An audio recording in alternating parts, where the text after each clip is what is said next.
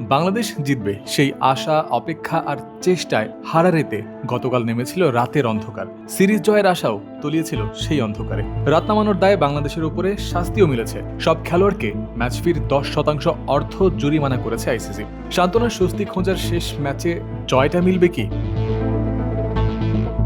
তৃতীয় ম্যাচে বাংলাদেশের একাদশের পরিবর্তন যতটা মাথা ব্যথা হওয়া উচিত, তার চেয়েও বেশি হওয়া উচিত ব্যাটারদের দায়িত্বজ্ঞান, গেম সেন্স, ম্যাচ অ্যাওয়ারনেস নিয়ে।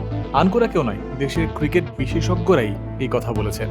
গত ম্যাচে 50 করা তানজিদ তামিম শনিবার পার্টনার হিসেবে কাকে পাবেন? টানা 3 ওডিআইতে সিঙ্গেল ডিজিট নিয়ে ফেরা সৌম্য সরকার সুযোগ পাবেন, নাকি তার স্থলে একাদশে আবার ঢুকবেন সাইফ হাসান? পাকিস্তান ও নিউজিল্যান্ড সিরিজের 6, অস্ট্রেলিয়া সিরিজের 1টা ম্যাচ মিলিয়ে টানা 7টা ম্যাচ সাইফের ওপর ভরসা রেখেছিল টিম ম্যানেজমেন্ট। এই 7 ম্যাচে মাত্র একটা 50 করার পরেও দিয়েছিল পর্যাপ্ত সুযোগটা। এই মানসিকতা টিম ম্যানেজমেন্টের বজায় থাকলে হারারের শেষ ওয়ানডেতেও সৌম্যই থাকবেন একাদশে, সেই ধারণা করা যায় আপাত দৃষ্টিতে। ব্যাকআপ হিসেবে পরে স্কোয়াডে যুক্ত হলেও আরেক ব্যাটার পারভেজ ইমনের খেলার সম্ভাবনা কমই আছে।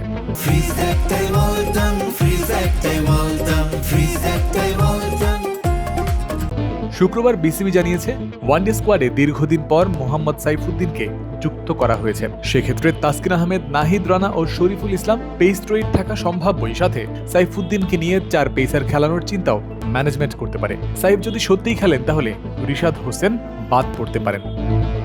স্পিনার হিসেবে অধিনায়ক মেহেদী মিরাজ তো রয়েছেন, একই কাজ করতে পারেন মোসাদ্দেক হোসেন। 3, 4 ও 5 নম্বর জায়গাতে নাজমুল শান্ত, তাওহিদ হৃদয় ও নুরুল হাসান সোহানের জায়গায় ফিক্সড থাকার কথা। দরকার পড়বে তাদের দায়িত্ব নেয়া, সেট হলে ম্যাচ শেষ করতে পারার কাজটা প্রয়োগ করা। পরের জায়গা 6 নম্বরে যার আসার কথা, সেই মোসাদ্দেকের ক্ষেত্রেও বলা যায় ওই একই কথা। 7-এ নামতে থাকা মেহেদী মিরাজের ক্ষেত্রেও বিষয়টা ভিন্ন হয় না। সেখানেও তো দরকার প্রপার ব্যাটারের সার্ভিসটা। 8 নম্বরে যদি নামেন মোহাম্মদ সাইফুদ্দিন, তাহলে তার কাছেও ব্যাটিং এর ভরসা করার মতো ডিসপ্লে দরকার পড়বে জরুরিভাবে।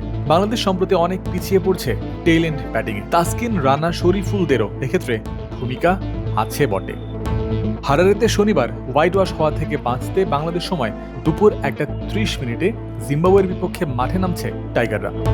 জয়ন্ত বিন্দু, ক্রিক ফ্রেন্সি।